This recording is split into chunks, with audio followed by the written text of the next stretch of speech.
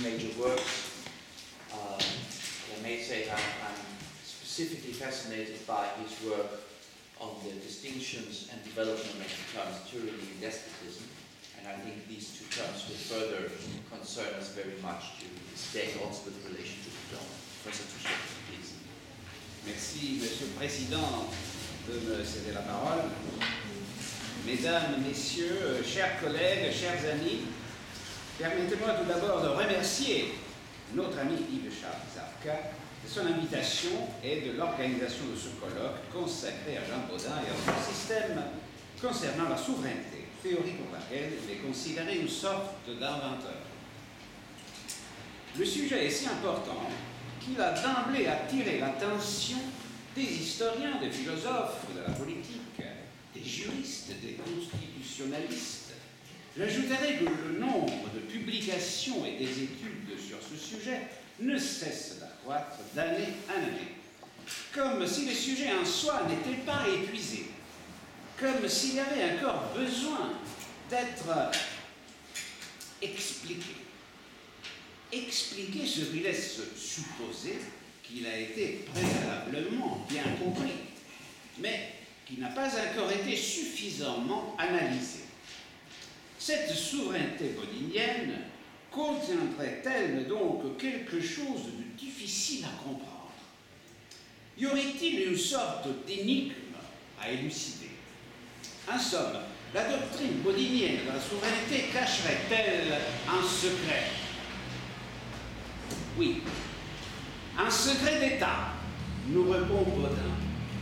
De Descartes, deuxième livre, chapitre 2. Car il y a bien différence de l'État et du gouvernement, qui est une règle de police qui n'a point été touchée de personne.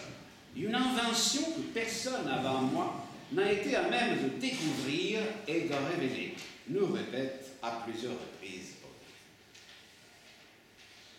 État de la question. À partir de la timide relance des études bodiniennes au XIXe siècle, je parle de Baudrillard, on est en 1800, là, au milieu du siècle, il y a eu un crescendo de travaux au XXe siècle, je dirais, dans les années 14, il y a un siècle exactement, ensuite dans les années 30, Beatrice Reynolds, M. Pierre Ménard, dans les années 60, l'édition et les études de Lesenard di Parente, ensuite de Girolamo Cotroneo pour Camillus, et dans les années 70 surtout, John Salmon et Julian Franklin. Dans l'impossibilité de nommer tous les auteurs, pointons notre regard sous celui qui pourrait tous les représenter, ou à tout le moins un bon nombre, et ceci surtout dans le monde anglo-saxon. Celui que nous pourrions considérer un maître et qui sans doute a marqué un tournant dans les enquêtes sur la pensée de Bodin, Julian Franklin.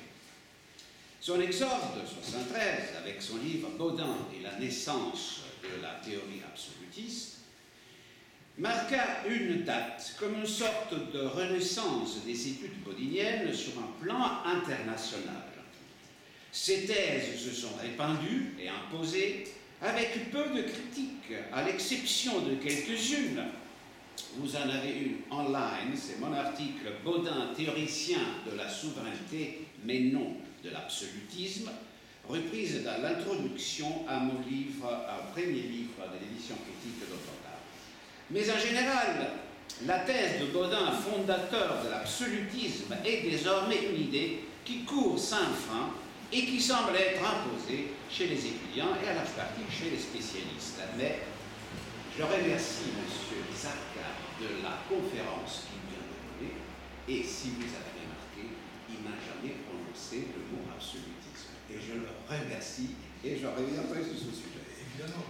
Venons à notre sujet concernant la souveraineté, en particulier son indivisibilité, liée à la question du gouvernement mixte.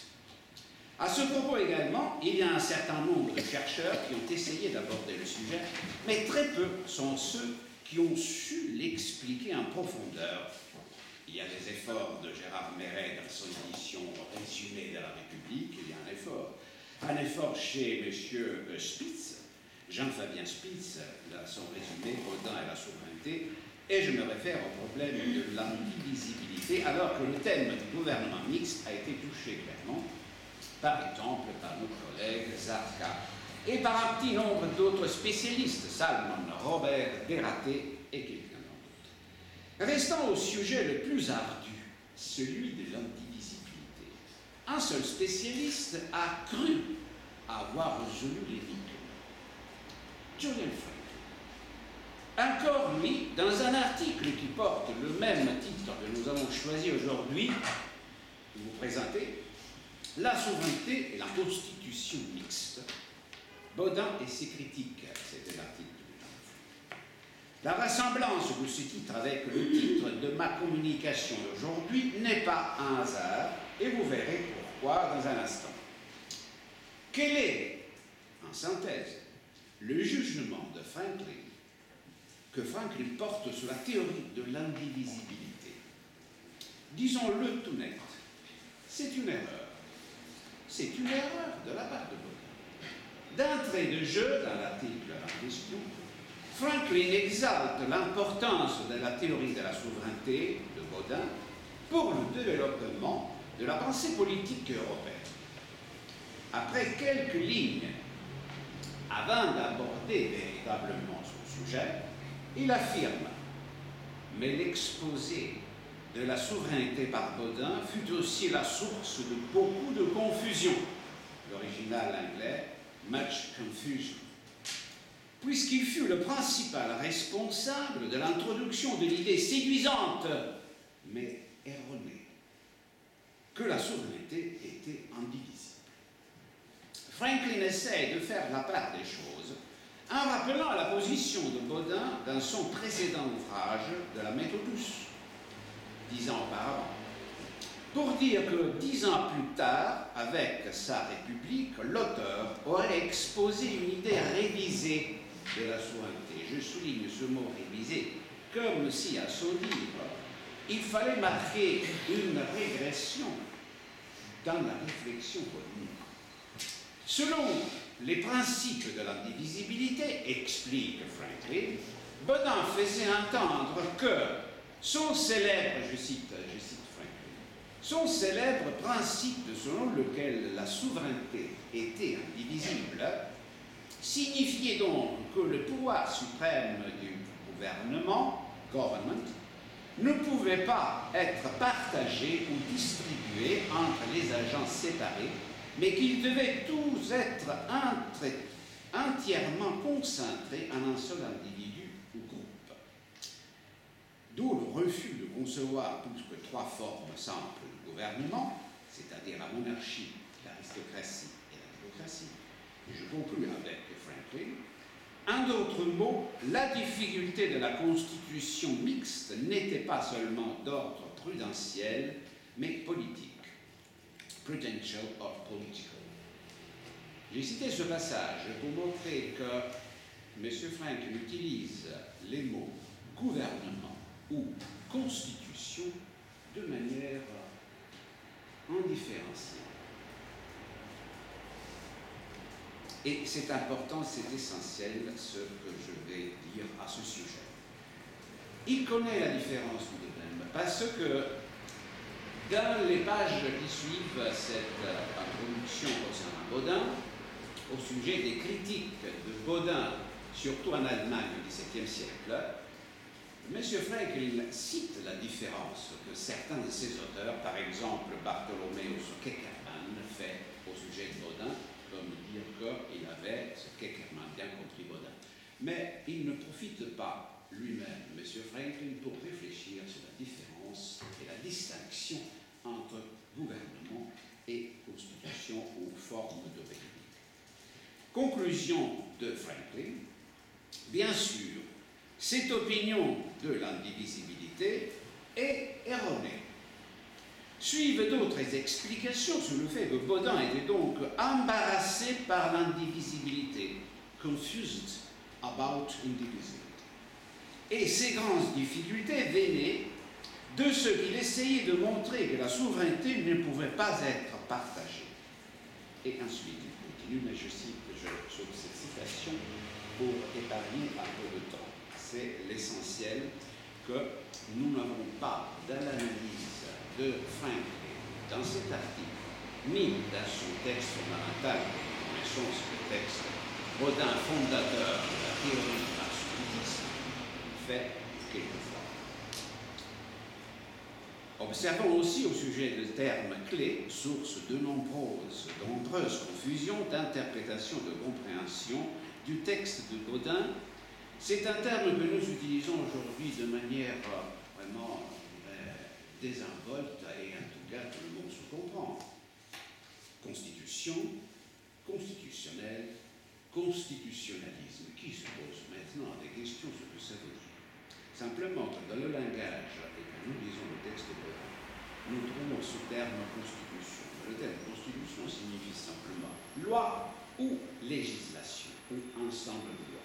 Il n'y a pas du tout, évidemment, l'idée de constitution que nous avons héritée après la constitution américaine, la constitution française et toutes les constitutions du XIXe siècle. Nous utilisons aujourd'hui le terme constitution, c'est normal. Simplement, vous l'appliquez à la lecture, à l'interprétation et à l'explication de Bodin, quelquefois, ça peut créer des confusions. Nous pouvons arrêter ici les citations de Franklin qui s'efforce de montrer que chez Bodin, tant la marque de l'indivisibilité que l'aversion pour toute idée de gouvernement mixte ou constitution mixte dans son langage sont erronées.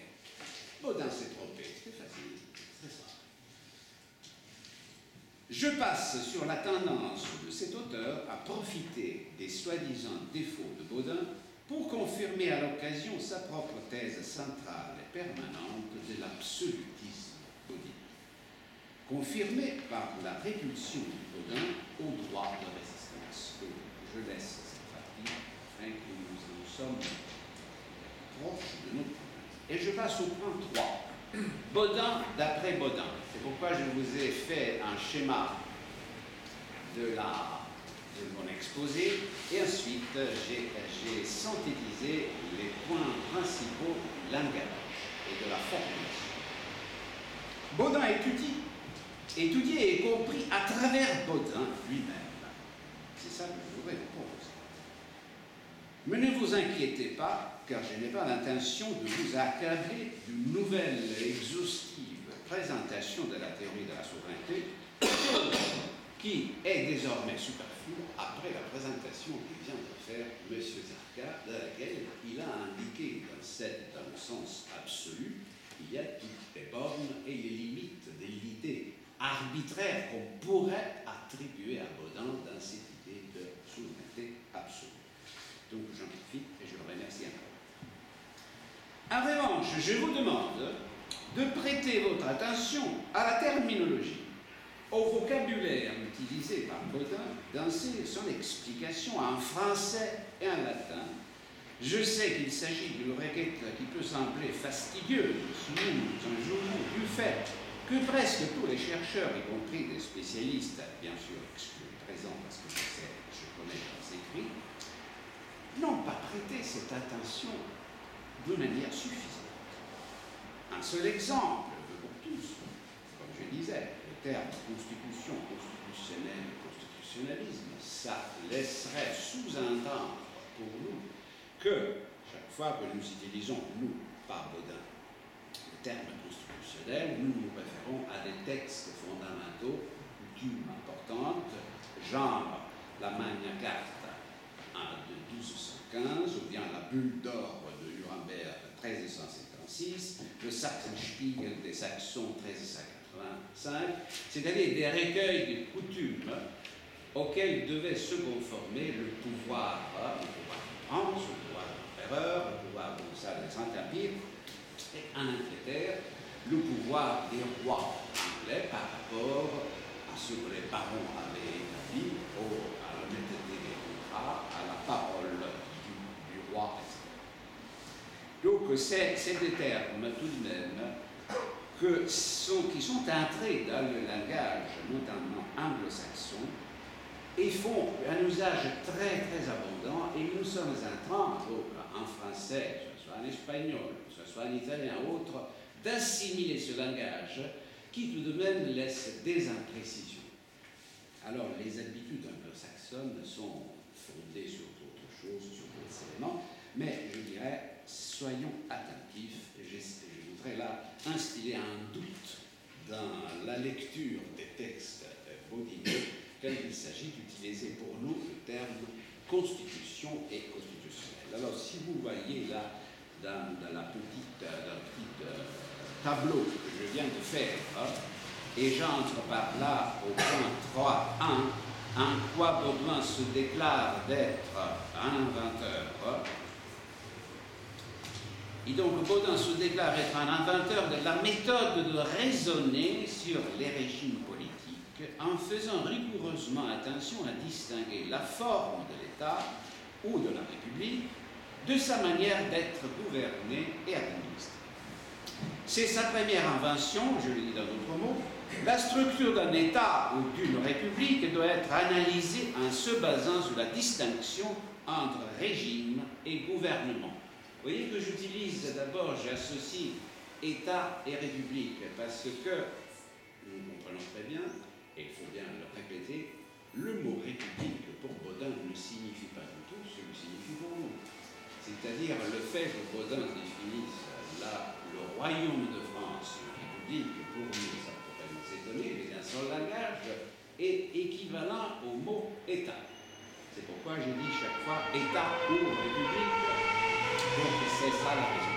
Et donc vous avez dans le petit schéma que je vous ai préparé, d'un côté ce qui est le régime ou la forme ou l'état, status républicain, ou ce que nous pouvons appeler aujourd'hui constitution en pensant à ces mots-là, mais non pas au fait que dans le royaume de France ou ailleurs il pouvait y avoir une constitution comme nous sommes habitués à imaginer après la Constitution des États-Unis, les constitutions de la Révolution française, etc. C'est-à-dire un ensemble de textes qui sont donnés comme une sorte de postulat et qui sont intouchables dans un État et qui donnent l'idée de la forme de cet État. Donc je mets entre guillemets le mot constitution que nous pouvons utiliser à cette condition. De l'autre côté, nous avons ce que Baudin tient à distinguer, le gouvernement, la gestion de cet État, l'administration, la méthode d'administration selon la bonne traduction et selon le vocabulaire utilisé par John Salmon, qui a aussi apporté cette question. La manière de gouverner en d'autres termes. Donc, soyons très attentifs parce que c'est là où Baudin se déclare être un inventeur et ensuite il y aura les conséquences que nous avons. Un État ou une république, status republicae, sont qualifiés d'après leur régime, leur forme, non pas d'après leur manière d'être gouvernés ou administrés. Seconde invention, mais peut-être moins une invention, une précision, restreindre à 3 les formes de régime, les formes simples des régimes, formes d'État ou de république, monarchie, aristocratie ou démocratie. Il n'y a que ces 3 formes, selon Baudin. Il utilise plus souvent le terme de régime populaire à la place de démocratie, mais nous savons très bien de quoi il veut parler. À ce schéma, Baudin applique les considérations sur la manière de les gouverner, sur la gestion ou encore sur l'administration du pouvoir à l'intérieur de chaque État, que Salmon appelle justement méthode d'administration.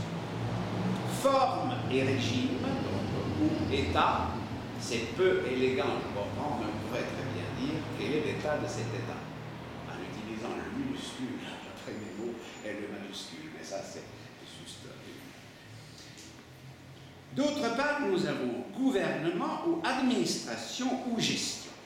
Sur la base de ce schéma rigoureux, Baudin construit sa nouvelle méthode de considérer la politique dans la pratique. Et, plus important encore, de réfléchir sur la souveraineté. À cela s'ajoute une autre nouveauté de Baudin, ce n'est pas une troisième invention, c'est une précision de la première invention, chaque régime ou forme peut être gouverné et administré de manière variée et mélangée sans que cela affecte l'indivisibilité de la souveraineté. Ainsi, une monarchie peut être administrée aristocratiquement ou démocratiquement. Une aristocratie peut être administrée ou gouvernée monarchiquement ou démocratiquement. Une démocratie peut être gouvernée aussi aristocratiquement, comme par exemple c'était l'ancienne République de Rome. Dans un exemple, l'ancienne République romaine était une démocratie dans le sens que la souveraineté résidait chez le peuple. Mais il était administré aristocratiquement parce que c'était le Sénat qui était consulté et ensuite il y avait les tribunaux de la plèbe, etc. Donc ça c'est un gros. Ensuite, un autre exemple pour, juste schématiquement, la République de Venise, pour Bodin, c'est une aristocratie qui est gouvernée de manière aristocratique. Le royaume de France, c'est une monarchie qui est gouvernée monarchiquement. Donc, dans toutes ces variantes, si nous faisons, d'après Bodin, l'exemple de Genève à cette époque, donc qu'il connaissait très bien, c'est une démocratie qui est gouvernée aristocratiquement, parce qu'il y a le grand conseil, le petit conseil, ensuite. Donc, et c'est pour la raison pour laquelle je vous ai mis parmi les sources, là, vous avez sous les yeux le paragraphe 2 de 4, différence de l'État et du gouvernement. Donc, vous pouvez vous référer au texte de Bodin, parce que cette explication de Bodin qu'une monarchie peut être gouvernée aristocratiquement ou démocratiquement peut sembler un peu quelque chose de schématique, mais qui ne correspond à rien. Tandis que l'explication, si nous lisons le petit passage